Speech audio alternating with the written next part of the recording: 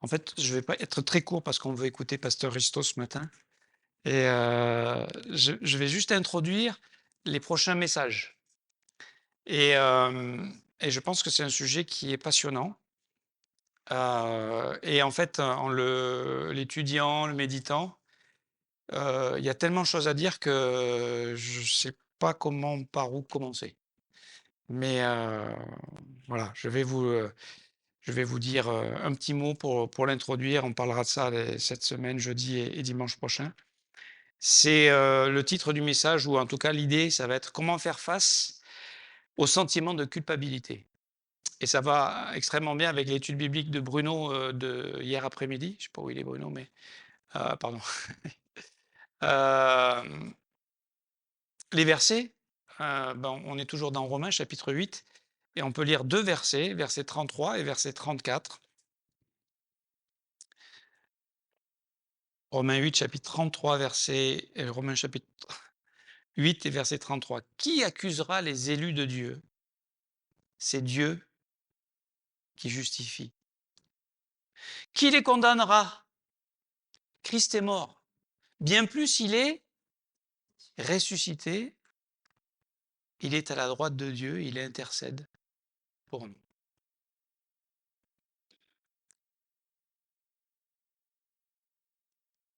En réalité, nous avons été délivrés, en vérité, parce que notre réalité, c'est qu'on lutte tous avec ce sentiment de culpabilité.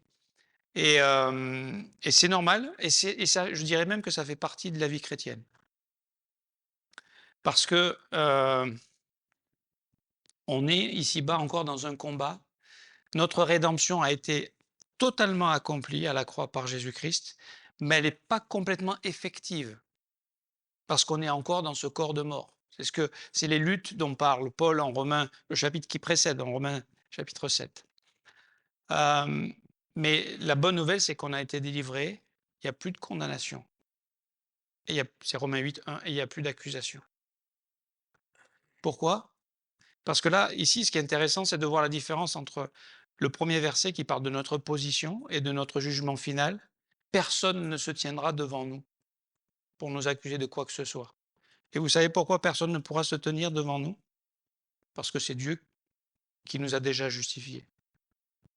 Ça, c'est notre position.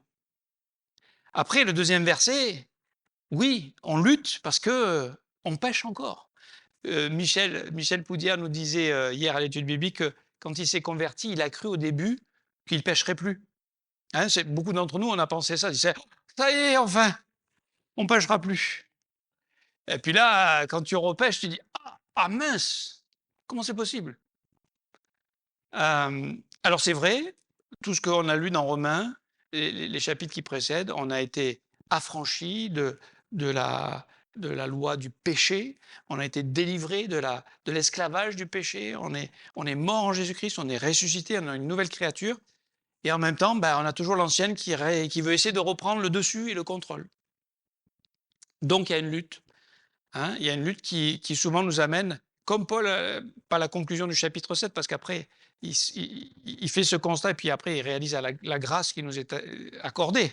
Mais le constat, c'est misérable que je suis, qui me délivrera de ce corps de mort? C'est ha, ha, hein, donc il y a une bataille, qui est une lutte, qui est qu'on soit confronté à la culpabilité, c'est tout à fait normal. D'accord? Alors, là, je présente la chose pour nous donner envie pour les prochaines fois. Ce que je voulais vous dire, c'est que Dieu, écrit par Paul, nous écrit par Paul, qui veut qu'on prenne conscience de la bénédiction. On est en train de se poser les questions, qu'est-ce qu'on peut dire à propos de tout ce qu'il vient de nous affirmer dans le chapitre 8? Hein, on arrive à la conclusion là. Et il veut qu'on réfléchisse sur tout ce qu'on a reçu parce que c'est tellement grand, c'est tellement extraordinaire, c'est tellement puissant, c'est tellement libérateur, c'est tellement vrai, et en même temps on lutte à le vivre chaque jour parce qu'on échoue encore. Et la bonne nouvelle pour nous, souvent on se dit, mais puisque Christ a tout payé, pourquoi il a besoin d'intercéder pour nous? Bah, parce que tous les jours il y a un combat. Et où est-ce qu'il est notre Seigneur? et il est en train de nous défendre. Il est en train de présenter le sang devant le Père. Il est en train de nous laver les pieds tous les jours pour que nous n'acceptions pas de vivre dans les mensonges de l'ennemi. Parce qu'aujourd'hui, l'ennemi, il a été lié, il a été cloué à la croix, il a été vaincu. Mais il est comme un lion rugissant, il parle beaucoup, il parle fort, il a une grosse voix. Et dans ce monde, il parle fort. Et il veut nous faire croire que non, non, non, oui, tu es pardonné, mais quand même. Regarde, regarde ce que tu as fait, comment tu veux que Dieu t'aime encore? Et on peut vivre dans la culpabilité. Et qu'est-ce que ça fait quand on vit dans la culpabilité? Ben, on a tendance à se retirer. Alors que le contraire, et c'est ce que Dieu nous propose, c'est la repentance, c'est de venir et d'exposer.